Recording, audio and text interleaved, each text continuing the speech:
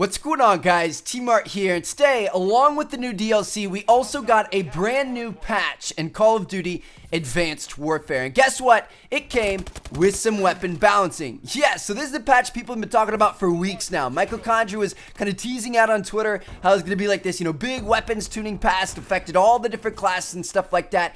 And myself and a lot of other people were under the impression this is going to be like some huge, like crazy, game-changing patch. It was really going to mix up which weapons would be the best, and like I was just expecting a lot of weapons to be affected, but unfortunately that's not the case. There are only 4 weapons that were tuned in this patch, and I'll let you guys know about those as well as some of the other game updates that came with this thing today. So anyway, in terms of the weapon balancing, because that's what everybody wants to know about, like I said, there were 4 weapons that were changed. All of them have been buffed. So starting off with the HBR. The HBRa3's max damage range has been increased. So the range at which it's a 3-shot kill has been increased, and that's a pretty big deal. That's going to make that weapon a lot more useful at those closer to medium ranges, and it's pretty good at long range because of manageable recoil. So I'm interested to see how that thing works out, and I'll probably test out a little bit more in depth and kind of, see exactly what they changed and bring you guys a video on that later. But yeah, HBRa3 is supposed to be a lot better now. Make sure you guys check it out next time you hop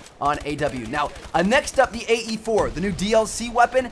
This thing has got reduced recoil as well as an increased number of shots before overheating. So that's a pretty big deal. Like, this weapon, it's not bad. Like, it's actually pretty good, and now it's got less recoil and can fire for longer.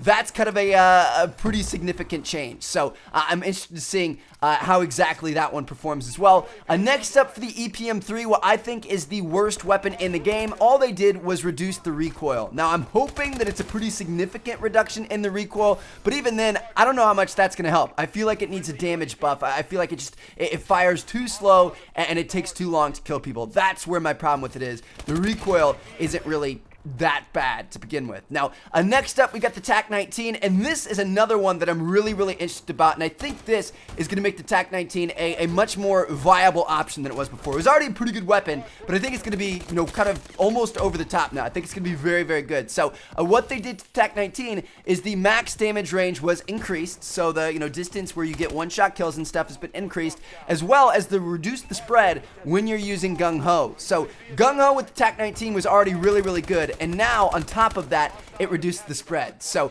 if you guys are a fan of shotguns, I would highly recommend you guys make a class with the Tac-19 as well as Gung-Ho. But yeah, that's pretty much all they changed in terms of weapons. Like I said, we were expecting a bigger patch than that, but hey, we'll have to wait and see what happens. I'll probably bring you guys some videos getting more detailed with what exactly was changed and how much better the HBRa3, the AE4, etc. are. Now, next up in terms of other game updates, they did patch quite a few other things. A lot of it's, little stuff that you aren't really going to notice, like, anti-cheating processes and all kinds of stuff like that. But some of the main points I saw were they adjusted the center point of some sniper scopes. So this is interesting. If you guys remember, I actually put out a tip video where if you put the variable zoom scope on your sniper rifle, it always kept the center of your crosshair in the center of your screen. The other sniper scopes did not do that. So I'm interested to see if they made it so it doesn't do that anymore, or if they changed the other sniper scopes to do that. But I haven't tested that out yet. Also, in ranked play, if you guys play ranked play, I've been playing a little bit more ranked play recently. It's been fun. But they now display your division icon in the lobby instead of like your prestige and your level and stuff. So you can see what division people are in that you're going up against and that you're going to have on your team. So that's kind of cool. They also adjusted some of the spawns in CTF, momentum, and uplink. And then also in uplink, they adjust the passing distance of the drone. So that's, if you guys play uplink, that's going to be a little bit different. They randomized the loadouts to survivors and infected, which I think was much needed. And then finally, they did adjust the kill feed spread, so the kill feed's gonna look a little bit different. You guys will see it when you play. And then last but not least, the something that they didn't intend to do but did happen. Some of you guys are seeing it and they're tweeting it to me and going crazy on Twitter this morning. There's actually like this weird camo glitch now for the mainly the diamond camo, and I think it occasionally happens on the royalty camo as well, where it's just like it's completely messed up. You guys can see an image on screen right here that somebody tweeted at me, and I'm not sure if that actually applies to your gun or not.